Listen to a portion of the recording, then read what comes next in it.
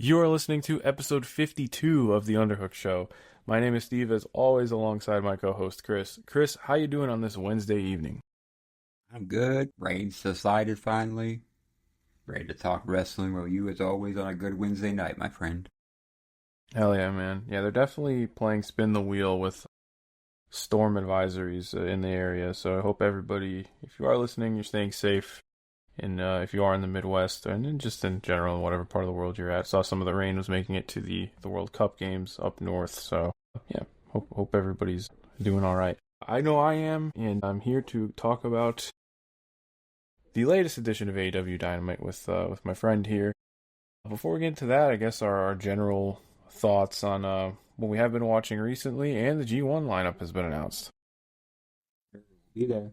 We will be there.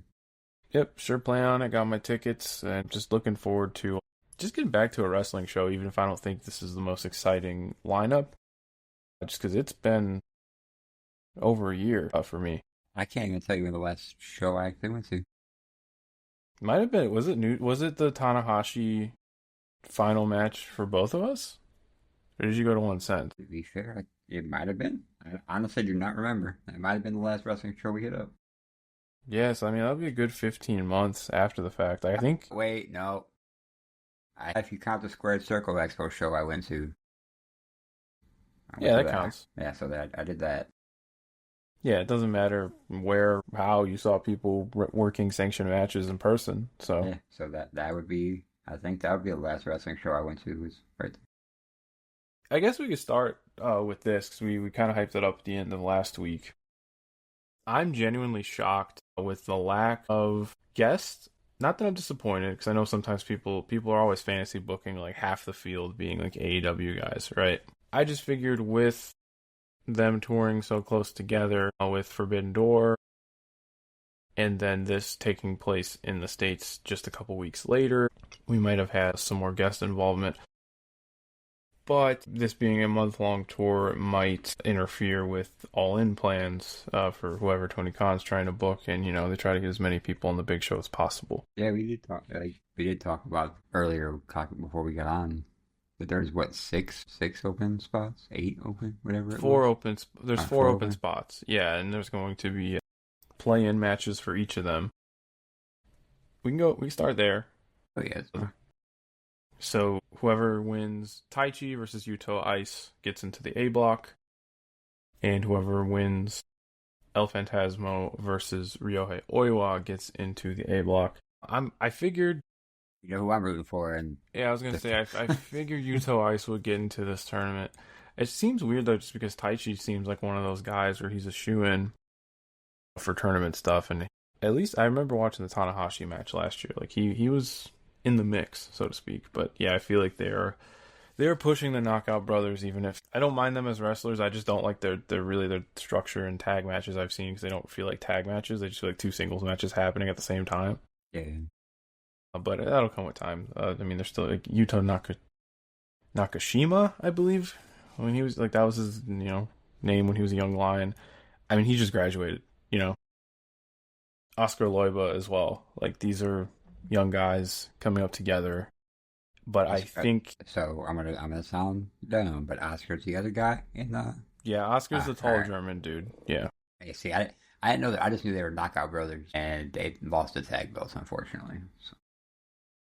Yeah, just recently, but that's all right though. I mean, in defense, they lost it to Great O'Khan. So right, it was Great O'Khan. Was it Great O'Khan? I know it was the United Empire. I can remember. Was it O'Khan and Hinare? It might. I do not. I couldn't even. Here, I'm on the web, so I'll just look at the Dominion results. I still haven't watched Dominion. Yeah, I'm pretty sure it was Great O'Khan, but yeah, Hinare and O'Khan won the. Wait. Yeah, Hinare and O'Khan won the belts. Hell yeah. But yeah, I'm a big. We love Great O'Khan on this podcast, so. Well, at least I do. I don't know. I can get down with O'Khan. I just feel like they don't really use him to his full potential. But G1's usually when that's like his month in the year to really go out and shine. Yeah. And I just remember, I forgot where they was in Vegas when they had a night in the town, and they kept taking all the pictures of him, and he was like riding a mechanical. Yeah, that's when I became a fan. Yeah. when he's a pervert. Like, don't get me wrong, but during the G1, he can be pretty sick. I'm looking at his block now, so he's in the A block. When I think of Okan in G1 matches, he has like really good mat based stuff. Like with Zach, anytime he's wrestled Zach in the G1, it's been good. Or like him and Ibushi, like before it was like the tournament where Ibushi fucked up his wrist and like sent his whole career into the weird purgatory it's been in. But him and Ibushi had like a kickboxing match essentially. Like there was no holds. It was just kickboxing. Yeah. Yeah, that was really sick too. And then I believe I said on here when they were doing the United Empire Death Rider stuff, the Moxley Okan Falls Count Anywhere match is insane. I love that match. So yeah, I can get down with some Okan. I definitely I'm excited to see him in a singles match. I don't think I've seen Okan in person a handful of times. I don't think I've seen him in a one-on-one before. So we will report back when the whole lineup's out for the nightly block here. So. But yeah, Yuto Ice versus Taichi in one playoff. The other playoff is Ryohei Oiwa versus El Phantasmo. I would hope Oiwa gets in, just because I think really highly of Oiwa, and you know how I've been very apprehensive towards how New Japan has been apprehensive, if that makes sense, like with pushing these young guys. Because Oiwa can go, and I would like to see more from him. But what's nice about these play-ins is I could easily see Taichi and El Phantasmo getting those spots. So I think it makes them a little less predictable. But rounding out the blocks of confirmed entrants, on the A side of things, it is Konosuke Takeshita, IWGP Heavyweight Champion Yota Tsuji, a returning Sonata, Shingo Takagi, Jake Lee, Bolton Oleg, hell yeah, Great Okan, and Hiroki Goto, who I'm actually really excited to see wrestle again after the tremendous half year he had last year before an unfortunate injury ruined his title reign.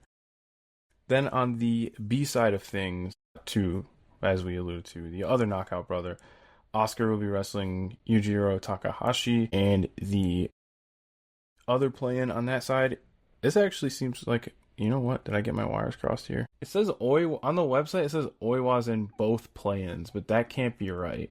Double dipping, bro. That he's just. What happens if he gets into both blocks and then he wins both blocks? You know there's no final. You know what happens? Are you seeing the Invisible Man matches, right? Like that's exactly what happens, bro. It's Aaron Wolf on the B side, the super rookie that they brought in, who is the Olympian. He will be wrestling Yoshihashi on the B block side of things. So Oiwa will be wrestling for the A block, Aaron Wolf for the B block, which I would hope Aaron Wolf gets that spot. He, all the hype bringing him in, obviously his first match at Wrestle Kingdom this year, and similar sentiment to the Knockout Brothers. I mean, this is the best experience you can get, is this grueling month-long tournament where every match counts. So I would hope that we would get, I'm kind of hoping all the young guys get in, quite frankly. Yeah, I want to listen. I'm going to go nuts if Bolton is at our show. He probably will be, and I'm going to go nuts. Yeah, because I'm looking, let me see, 2, 4, 6, 8. Well, 20 wrestlers, and there's 10 singles matches, so that would just be everybody wrestles, right? If I know math, I mean. Yeah, I mean, I didn't do well at math, but I'm assuming night one everybody will just wrestle, especially considering they're coming all this way. For my line of work, I got to do a lot of numbers, and I still suck at math. So. Fair enough, but on the B side of things for the confirmed participants, this is kind of the white boy block, because it is rounded out by Callum Newman, Zack Sabre Jr., Drill Maloney, a returning Gabe Kidd, Hinare, Ren Narita, Shota Umino, and our beloved Yuya Uemura, Heatstorm. Wow. And as you wrestle within your block, you can speculate what kind of matches we would see. I really hope we get a Zack Yuya match in person. I think that's the match of that block for me. And Oleg and Takeshita had an awesome series of just doing dumbass meathead shit. So I will take that in a G1 format as well. So that's my wish list for Chicago. Give me Takeshita, Oleg, Zack Yuya. I will be a happy camper. As a blind, ignorant fan of wrestling, you know what I'm saying? I'm just going to go and have a good time. Because I honestly don't know. I honestly have not watched New Japan to even try to like lie to be. You know what I'm saying? No, fair enough. I know the Knockout Brothers. I know that much, and I know like what's going on for the sake of I follow everything, but I'm still a good 4 months behind, but I will tell you that in my kind of own personal bubble here, I think I'm just like, even though like, other years I think I'd kind of roll my eyes, just like, yeah, like this isn't the best lineup. But considering the year I've had and just not being able to go to wrestling shows during that time as well, I'm just really looking forward to getting to a show and just watching matches in person. I'm also stoked, and I'm excited to go. I'm gonna be by you, my brother. I know that we will Yeah. work. We will work our way to you. Don't worry. No, I mean we maybe got like one section between us or something. It's not, and yeah. Christopher Columbus that section, so we will be the. He said the annexation of section 231 or Yeah. something. Yeah, this guy just kept saying, he just kept screaming anarchy. I didn't understand what was going on. Yeah, man. But yeah, G1 Climax coming to Hoffman Estates, Illinois, of all places, in a little less than a month. So, playing all goes well, weather's clear and all that. We'll have boots on the ground coverage from the first night of the tournament. And yeah, we keep saying it, but we're just looking forward to it. We will be handing out stickers. I'll bring some stickers. If anybody listens to this, come get a sticker. I mean, I could even do up some G1 theme ones too. We'll talk. We'll discuss. Yeah, we'll hash it out. But have you been watching anything else outside of the AEW? I am still locked into CZW right now. 2000 and I always forget the year. 7, maybe 8 even. I don't know. John Moxley's the champ now, and I just seen him and Gage have a death match, which was pretty awesome. Fuck yeah. If you haven't, I'm gonna send you. It's a Thumbtack Jack. I don't know if you're aware of Thumbtack Jack. I am aware of Thumbtack Jack. Okay. Yes. Him and JC. I haven't seen too much of him though. Oh well, him and JC Bailey had this match, and I don't cringe at a lot of things. Yeah, this match messed me up. God. Well, if I'm not mistaken, Thumbtack Jack, his name is Thumbtack Jack, and he doesn't wrestle with shoes on, right? Neither one of them had shoes on. I think I've seen something from this match, or one of their matches, yeah. It involved a syringe. Yep. Yeah. Yeah. Oh, I've not seen it in context, but I've seen the clip. Yeah, dude. Yeah, let me tell you something. I didn't know what was going on. Here I am, me and Josh watching this, and I'm like, I can't do it. And he took it between the web. So he stabbed him in the heel, and it left it in the heel, and then he took barbed wire in between the web of his toes. Like, I love this shit, bro. Sometimes there's a concept. I think it was on the Psychology is Dead podcast, which that's like what's the word? A foundational piece of wrestling media, I guess, for me, as far as like how I've come to observe it and watch it and all that shit. And I want to say it was Brock on there was talking about like kind of relativity of pain. I always talk about this too when I'm reviewing matches. And it's like, you might not know how it feels to go through a flaming table, but like, you do know what it feels like to, if you twist your ankle or you move your shoulder the wrong way, right? So something as gross as that, it's like, what it's like to step on something you shouldn't have. So I think that's why it hits home so much. It's like, if you've ever stepped in glass or whatever, like even like on Collision, I thought of that with the marina spot. So that's why that shit, like, I think, like, fucking needle to the foot will register with me worse than, like, when they were doing the needle through the cheek shit. You know what I mean? Yeah, it definitely did, because the spot afterwards was he took the same needle and put it through his neck, like his Adam's apple. Yeah, dude, that's... And then took a stunner with it in his neck. I don't even know how you come up with that shit, dude, but credit to them. A lot of, probably drugs. But... Oh, yeah. It was very entertaining, so. I don't know if CZ, I mean, you have to tell me, because my East Coast independent venue knowledge isn't necessarily up to snuff. But I played that 5-star Booker game, and I got the compound in Blackwood, New Jersey. Hell yeah, dude. Welcome to DJ High Tone. That was a venue they gave me, but John Moxley versus Terry Funk headline, so. 5-star? Yes, I'd be there. Yeah, absolutely. Yeah, I just been I'm basically at the halfway point of 96 DCW. And I was wondering if like I was just taking way longer with it, but I like already looked. I have a whole spreadsheet for the whole project just to log everything. Halfway through 96, I think I have more matches than 95. So I'm like, no, there's just way more footage as far as like fan cams and stuff. So I just got through Hardcore Heaven, which had the Sandman Raven angle with his kid, which is like really good. Yeah, it's like really good pro wrestling TV. But well, I'm laughing the whole time because like they brought in Terry Gordy for a title match. Like they just brought him in for like a month. And like they're doing all this like fucking high drama shit that plays off of the like, you know, Dreamers there, and then like Raven and Sandman, and like both Raven and Sandman are like showing sides of themselves they never showed before, and it's just like Terry Gordy's just stand like he's just there like for all this bullshit. I'm like, yo, shout out Terry Gordy, and he beat the shit out of Raven on that night, dude. Like that wasn't even a match, that was just a mugging.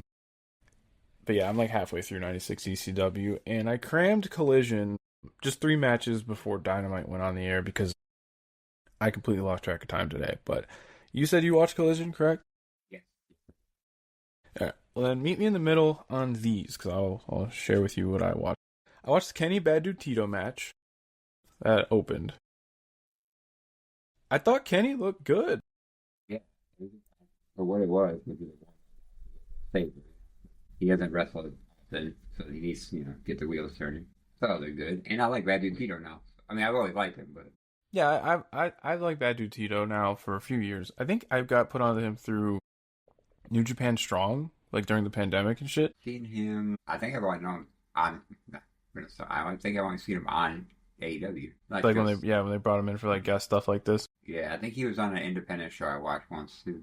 That wasn't New Japan, but I think he's worked like West Coast Pro and stuff like that. yeah. But I always yeah, thought I just thought he had a badass name too. I think it's a sweet name for wrestling. it's a great name for a wrestler. It really is, and it looks like he slimmed down a little bit, but he still had the size advantage over Kenny.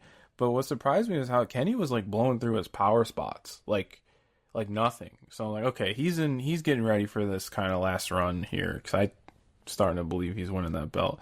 So I thought he was good in the match, even though it was pretty much just like, you know, babyface gets beat down, comes back type of deal. But for a TV match, you can't ask for much more than that. I thought Kenny looked good in it. And it was very encouraging because it reminded me of how bad of a taste a Dynasty match left in my mouth. Yeah, I'm pretty. And that wasn't even Kenny's fault, but No. like I was still just concerned, I guess. Yeah, and it was paced weird if I remembered weird or remember correctly. Yeah, it was like 45-minute match, but yeah, no reason. But other than that, just because I was cutting it close, I skipped to what other match did I skip to? Is it the semi-main event? Yeah, the DPW match of the night. How could I have forgotten? This match was bad. Shout out Doyle getting the dub. All right, but yeah, this match.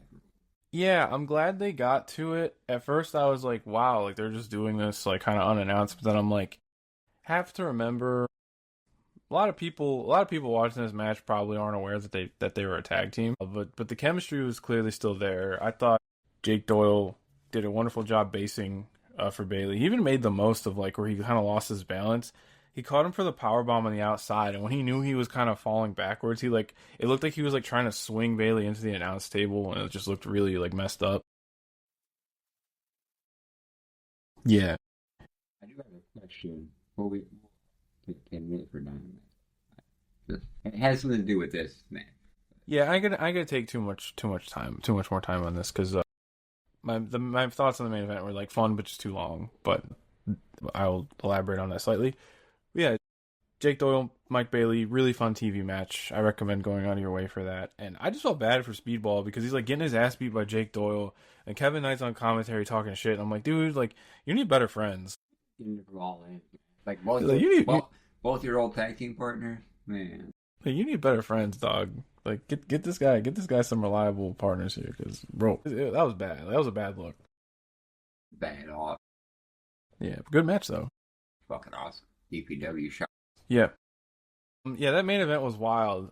It's just I felt like similar to tonight's main event where there was way like all kind of shit just happening and I couldn't keep up. But the Marina stuff was phenomenal. Like Marina in those wild brawling settings with just a billion people, like she somehow like just makes sure she stands out.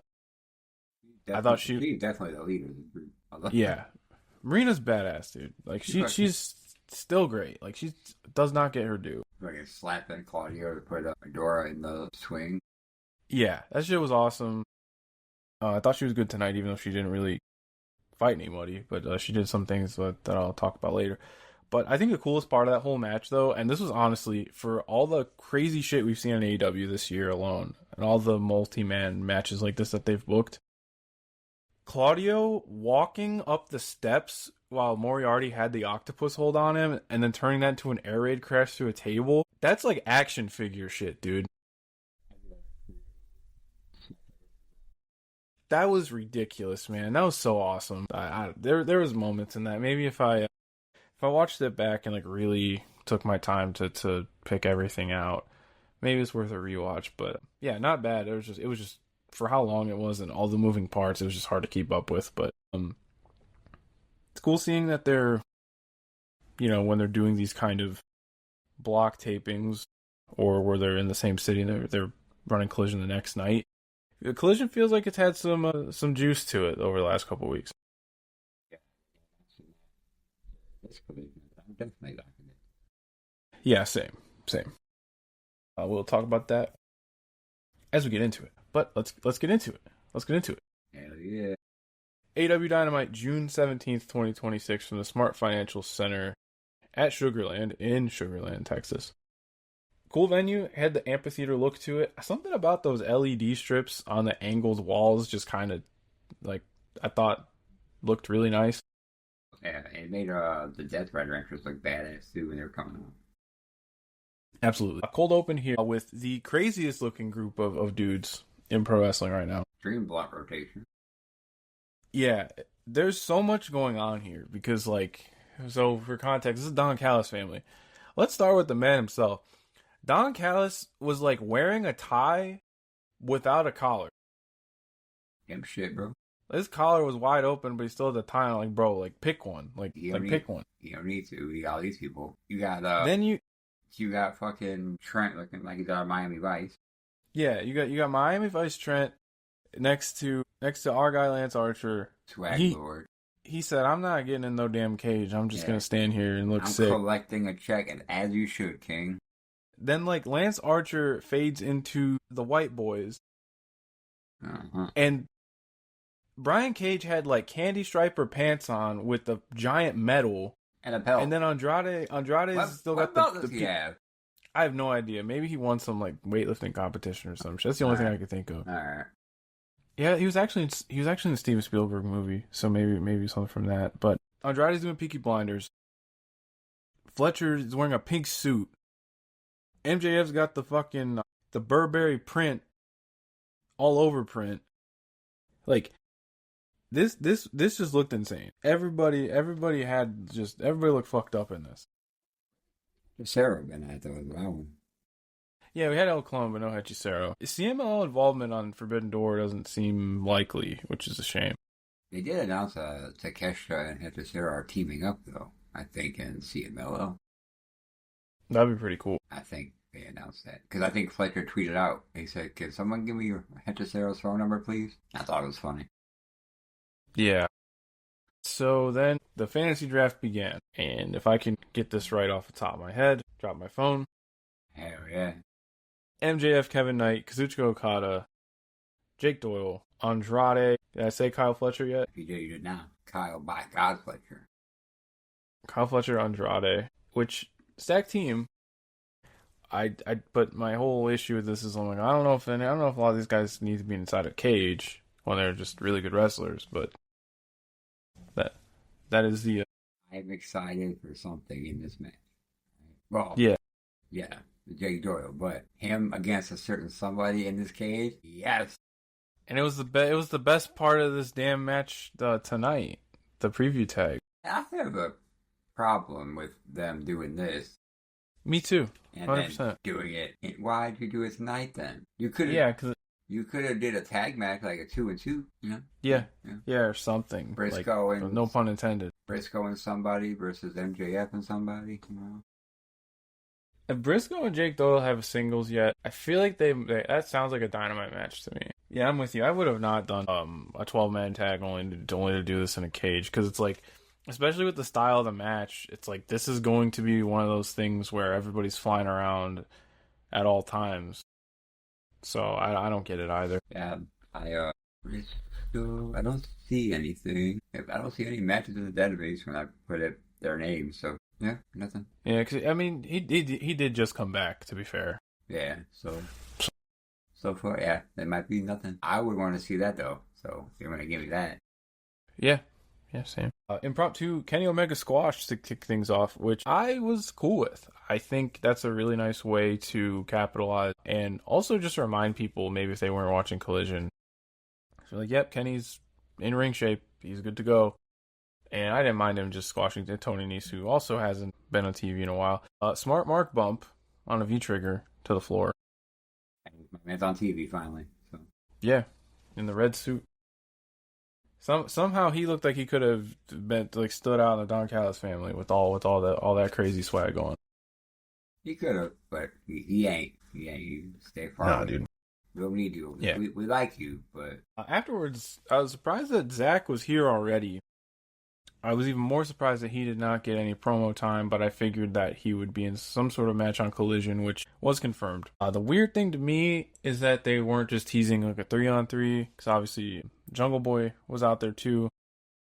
Only other member of TMDK I could think of right now, well, there's 3. Oiwa and Fujita in New Japan, and Hartley Jackson is too.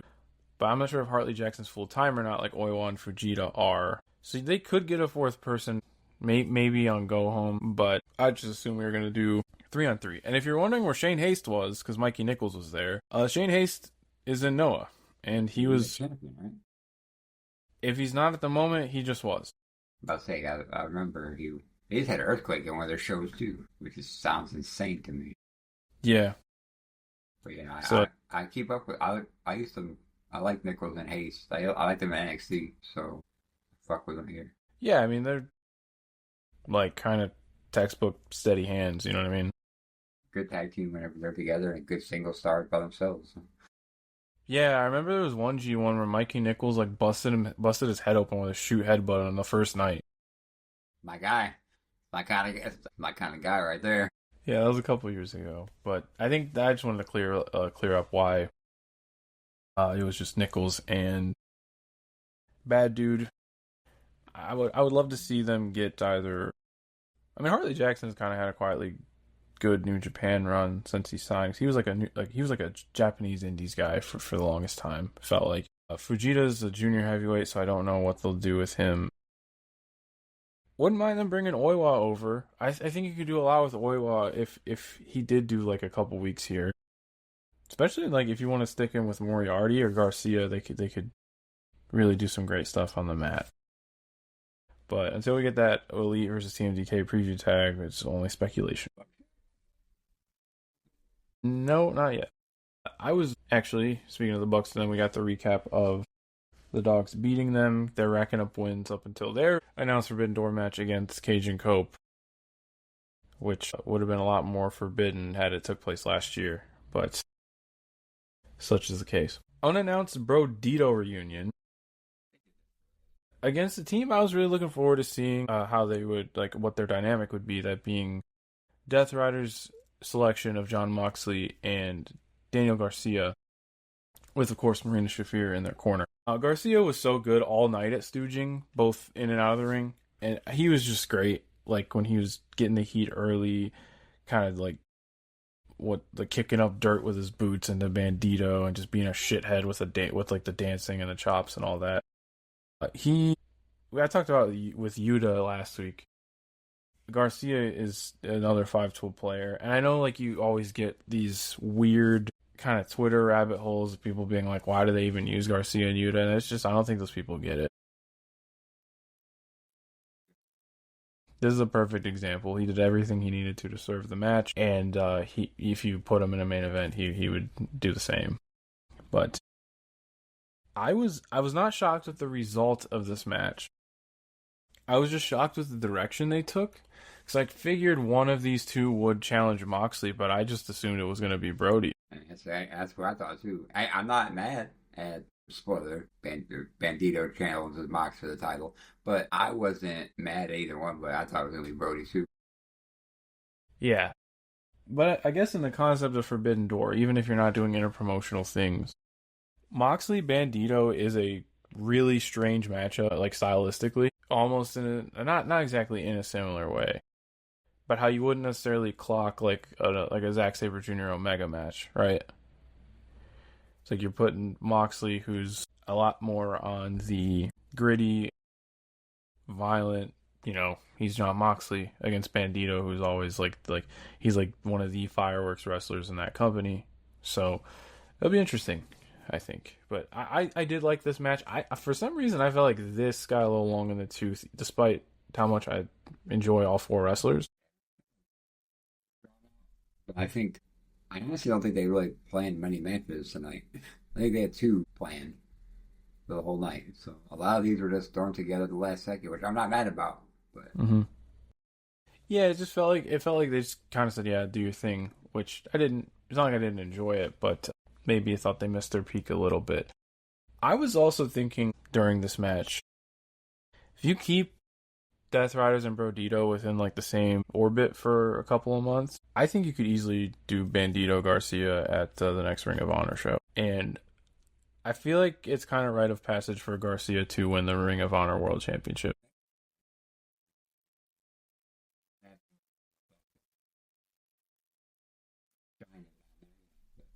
Yeah, it just seems tailored to him. Well, I don't know if they'll actually go through with it, but just a thought. I also just find it. I also don't like it when you're pushing him here, and then he's supposed to be in another company, being the. I mean, I get it. He's a champion, so I guess that kind of makes sense. Yeah, I think it's just one of those things where I'm not saying Garcia doesn't, but it's like Bandito, like after last year, it just seems like he's such like an AEW guy. Wrestler of the year. Yeah, a lot of people even had it at one. So it just seems like he's been ingrained enough into AEW programming that it just seems strange to do that juggling, you know? We said AEW. Backstage, the hit was in on the Stone Pitbull, so Tomohiro Ishii, not in the cage match anymore, but that also set the table for, I guess you could say, the surprise guest on Briscoe's team, even though it's just kind of like assortment of baby faces. Yeah. Well, Yeah. I want a Big Tom shirt. Mm-hmm. My Yeah, yearbook he's. photo. I'm just assuming which at his age I don't blame him, but I'm just assuming he's done doing G1 tours, and that's a little bittersweet, just because like Ishii is like the G1 guy, you know. I've seen him for, I think, the Global Wars. He came. Like, who is this fella? Look like Taz, but yeah, no, I love Big Tom, man. Yeah, I mean the G1 match with Shibata in 2013 like kind of set the standard for like the wild, crazy slugfest. That's You know what I mean? Like is that the one where they beat the absolute dog shit out of each other? they did that in all their matches, but that one's the most famous. Like just I also I just remember. I think DPW did something was gonna happen on it, and they just kicked each other in the face like right off the bat. I think. Yeah. Okay. Yeah. All right. it's an all-time match and it's like under 15 minutes long. That's like quintessential viewing. But also shout out to Ishii because I just recently got the Do a Power Bomb graphic novel, and in the foreword, Daniel Warren Johnson, the author, who wrote about his inspiration for it, he was like, just became a father, going through the ebb and flows of all like the late nights and stuff, and it was he was hearing the buzz about the 2018 G1, and it was the Ibushi Ishii match where Ibushi did the balcony dive that made him a fan for life. Like Yeah, so just like Samoa Joe and he dove, made me a fan for life. the cement drop kick was going around again. I'm sure you saw. I saw it on Twitter. Yeah, or X. Or good times. Good times. Yeah, I missed Joe already. Come back, Joe. Fun fact: I think that was in Chicago too. Yeah, I think that was at Hoffman. Yeah. Dog's about to hit the ring until Cage and Cope get the jump on them and cut their own promo, which I'll be real, I was tuned out of their promo. But they just made the match official, which, I mean, Which we already knew that was coming, right? yeah, it's just like, okay, sure. I skipped also Tommaso Ciampa's babyface promo where he talks about how much he hates Chris Jericho. Yeah, I mean, I thought I didn't understand this one because they wanted me to hate him, but I'm like, no, man, I get it. I understand what you're talking about. Hey, the best villains are the ones who are right. Yeah, I was like, this man's right. I don't. It's like, all right, whatever. I guess we're just. I guess I have to lie. But yeah, we had that one that we had. I missed the Tekla one too. I didn't. I missed whatever that was. It was elaborating on the fact that her opponent for Forbidden Door is booked, that being one Starlight Kid. What's the ups on the Starlight Kid? Yeah, I'm a big fan of hers. Most notably identified by the fact that she rocks the tiger mask. But she's a really good babyface. I think she kind of has a hybrid style of a lot of high flying, but a lot of her offense is leg work, and like her finisher is like this really sick looking stretch muffler. But yeah, she's just this little 4'11" ball of energy that's just really easy to cheer for. And I think what this Tekla run needs is good baby faces. So I'm excited to see how she does. This is a big spot for her. So like she's one of the most popular wrestlers in that promotion, even despite the fact she's never won the big one there. So I think it's a nice sweet spot of a popular babyface coming in, but I totally understand Tekla beating her, which is really funny if you think about Tekla's role during her run in Stardom, because she was not at this stature whatsoever. But I think she just made the right career choice with that one. But yeah, I think it's really cool that we're getting Starlight Kid, because I feel like AEW's kind of kept the same extended cast around a lot of times. Like we've gotten Azumi a bunch, or we got Momo a couple of times. So going off the board here and getting Starlight Kid for this, I'm excited for it. Yeah, it is, and I think you're onto something. Maybe they kind of threw this one together. As far as Definitely. yeah, layout, yeah. But this the next one confirms what we talked about earlier. Jon Moxley versus Bandito confirmed for Forbidden Door, which just to reiterate what I said, really strange matchup on paper, but hey, styles make fights. And Wrestler of the Year versus my who did I have at number 2? I could tell you. Wild Bandito. No, I made a graphic for my Violent People list, so I'll just pull that up real quick. I'm probably going to like really give 2026 hell after I get this 96 stuff done, because we're already halfway through the year. I gotta get my Mystico's on number 2. Singer of that song, his theme song. Yeah, that guy is God. All right, bro, it's crazy. It's insane. You can't tell me different. That dude is not the president down there. President God, dude. Yeah, golly. But yeah, Jon Moxley Bandito official for Forbidden Door next Sunday, which they need. I know AEW likes a short build, but they need to get some matches on this card, because we only got one more TV until then, or one more Dynamite, I should say, until then. After that promo, match of the night for me by a considerable margin. Mercedes Moné versus Hazuki in the semifinals of the Women's Owen Hart Foundation tournament.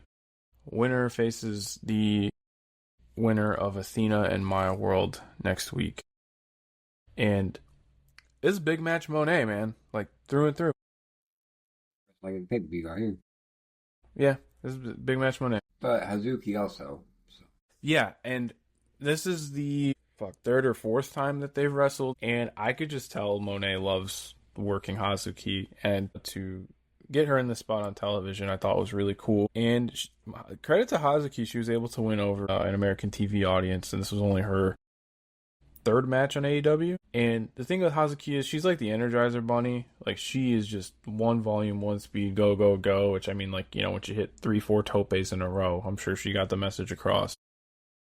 But as far as just high impact, big match style, I thought this was a pretty well done version of that. And yeah, I really don't have all that much to say on it because it's not like there was some major focus or whatever. But man, when these two were letting the ammunition go, it was a ton of fun. Didn't have much else to say other than go watch it because I need to take notes during that because I don't really know much about Hazuki. So I think this is the first time I'm actually watching her because I didn't get to see her matches on Collision, I believe, right? It was Collision. Yeah, two collision matches. Yeah, I didn't see those, but yeah, solid man. Something I will give them huge credit for, because especially when you are kind of doing these main event style matches where you're getting a ton of time and you know there's going to be a lot of near falls, they did a really good job of putting Hazuki in a position to where it was not only credible but likely that she could win the match. Like the near falls, I thought were incredibly well done in this one. Yeah, really, really good match. Really good match. You some stardom? Yeah, Okay. yeah, and she doesn't really get a ton to do there. She's one of their trainers. She's like she doesn't get a world title run. She's wrestled for their kind of for the white belt, which is like their secondary title a bunch, but yeah, Hazuki just never got that run. She retired for a while and came back, despite the fact that I don't even think she's 30 yet. Also, if you've seen how she wrestles, I don't think you'd be able to guess who her favorite wrestler is. I might have mentioned this before on the show. Her biggest inspiration is Kelly Kelly. Fuck yeah, dude. You know what? You gotta start somewhere. That's what I tell everybody. Yeah, I don't. yeah. She got to meet her. She got to meet her over Mania weekend, so I thought that was awesome. Cause, I always follow Deadlock. They say like it's crazy because someone's favorite era of like wrestling would be like 2011 WWE. Yeah, yeah. And it absolutely resulted in a total demon, flying around out there. Really cool spot too. Out of many in this match, that Meteora on the stage was fucking gross. Disgusting. It was awesome. I think Monet took all that on more than Hazuki did though. Oh sure, but just the visual and the impact, like I don't know, whatever way you split it, it looked gross. It was really great. My knees hurt. Yeah. So Monet going on to the final, which we would assume would be Athena. And I'm really looking forward to the Athena Maya World match. Like I talked about last week, I think you can get some really good David versus Goliath stuff out of that.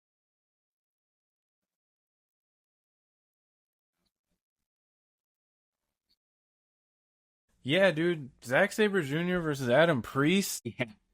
So Holy shit! I said, huh? Yeah, I'll tune in. Help. Zack Sabre Jr. about to get Adam Priest about to get destroyed, but whatever. Yeah, that's the thing I'm still getting used to. Is like AEW ROH Adam Priest is not DPW Adam Priest or Action Adam Priest, but It's not fuck you, Adam Priest. he's still a tremendous wrestler. The match he had with Anthony Henry in January, honestly, still probably one of my favorite TV matches from like anywhere. And what's interesting is I'm so used to Adam Priest being the heel, but in that match, Anthony Henry was heel. Adam Priest was playing babyface. And it was still awesome. It was from just like a random ROH taping in January. Yeah, it was great. And Billington's getting Tiger Masks for his last match. Get one Which of them. said, yeah, one of them. I thought that was a cool pool. The other one's gonna be Rocky Romero. That's gonna be great. Yeah, so shout out. Is that Sayama? Is Sayama number 4? No, Rocky. Oh, the one that's retiring, or the Yeah, one. no, Sayama was the OG. What am I thinking? Well, yeah, because the other one's Rocky Romero. No, that one. Yeah, let me just type. That's Yoshiro Yamazaki. I was getting him confused with somebody who's 68 years old. So excuse me. Guys, give someone the credit. Yeah, right. I thought the Will Ospreay Swerve Strickland segment was kind of all over the place with motivations. It kind of irritated me because I got 80. They were, yeah, they were pulling from. It felt like they were trying to find a common thread from the last year for them to have an issue. They announced Hangman Page way too much for me. I think he ain't coming back. I mean, they mentioned him in like 3 separate segments on this show. We didn't talk about that in the intro, again in passing, and then in this segment. Still, they glossed over whatever angle they did in the winter where they were teaming for a while. So I don't know what exactly they have in mind here, but I know what the goal was. Like they want this third match to be different. They want it to be a little bit more heat behind it because, if I'm not mistaken, the first two, there, Swerve and Osprey, were both baby faces.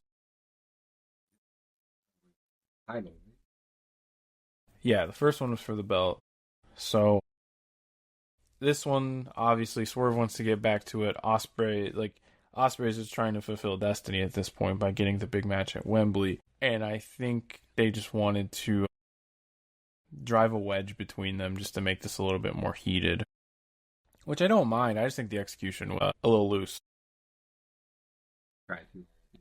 Guys are What I did find was incredibly interesting, though, is once again, like, it's strange when Jon Moxley himself is making the save for Will Ospreay. and BD Pac. Not forget. I thought he had a do-rag on at first.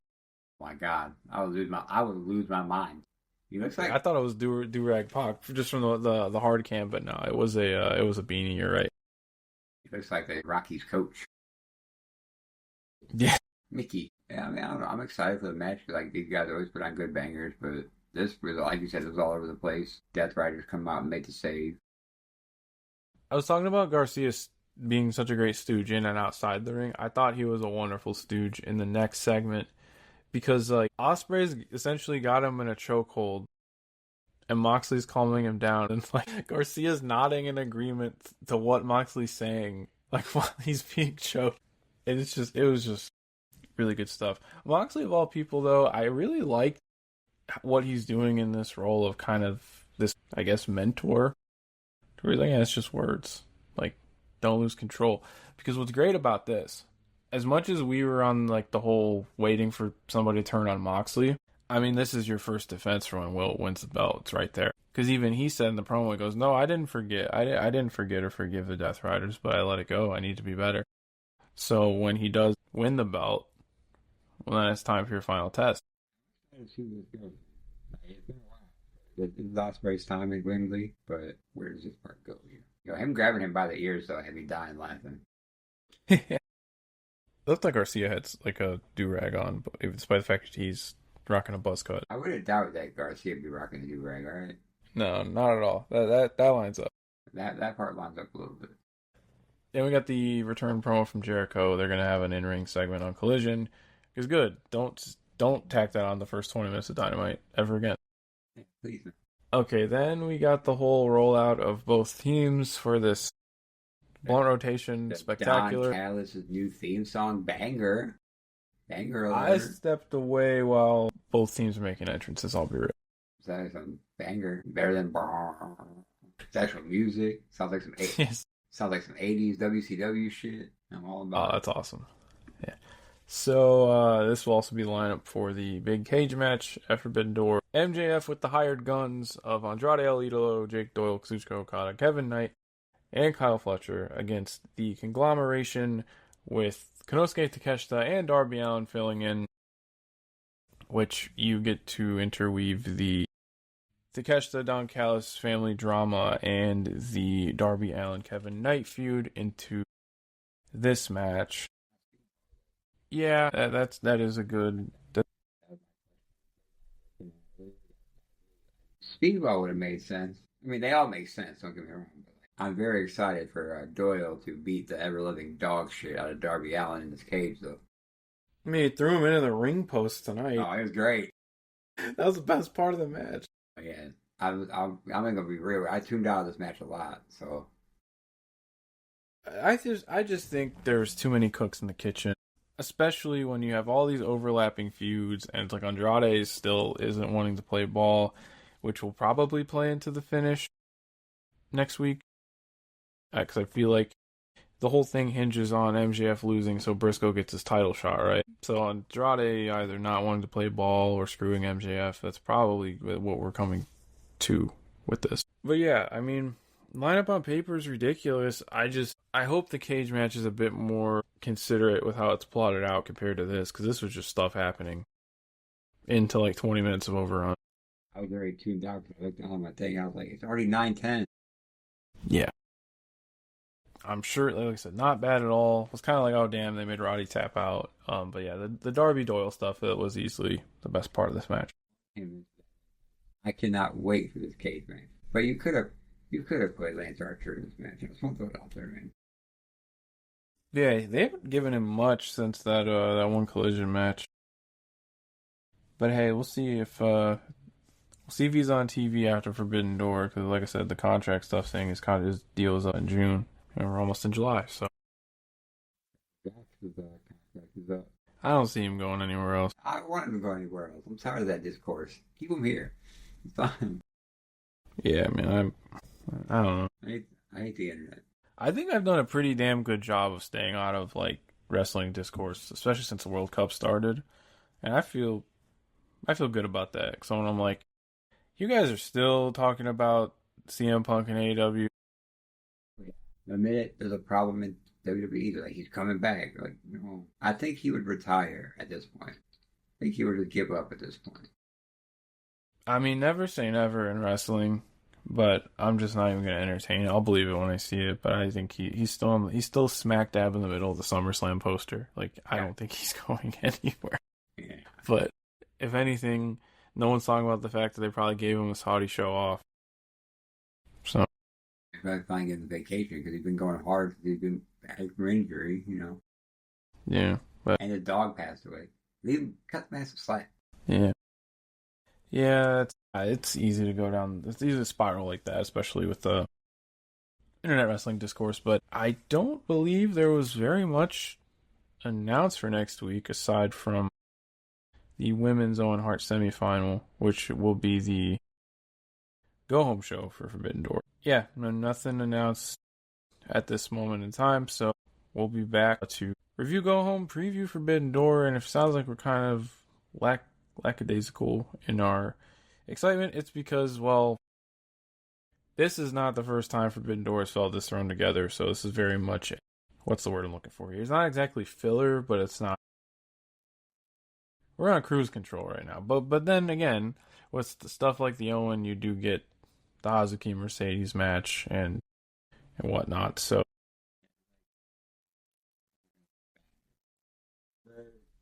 It's going to be good. Ideally, you're going to get Athena Mercedes, which is going to be good. It's going to be good, but it's just very thrown together, and it's 2 weeks, or we're a week out. So. Yeah, and like they ran an ad for it, and it's like New Japan's involvement is still not clear aside from Zach, and I totally get I mean, every time they say Stardom's going to be involved, they only get a couple wrestlers anyways. So Starlight Kid, I think, is probably the most notable just because she hasn't been around, and CMLL is like nowhere to be found. They had Persephone in the tournament. That's about it. Yeah, so that's why I think I'm just a little like, all right, but it's AEW. You know that on the night there's gonna be something for you. Like, so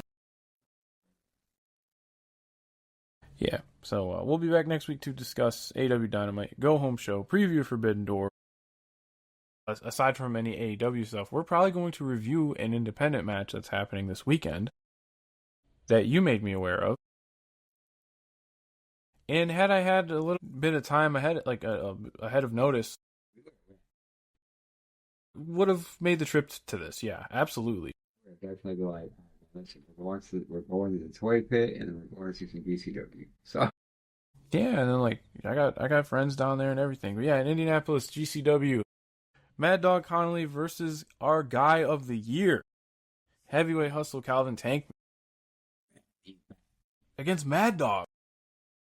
BCW alive and well, baby. Sick ass match on paper. Can't wait to see what they do with it. I will definitely be tuning into that. It's GCW, so I'm assuming it's going to be live or VOD, right? Yeah, it's going to be live. Yeah, and I still haven't canceled mine after my free week for WrestleMania.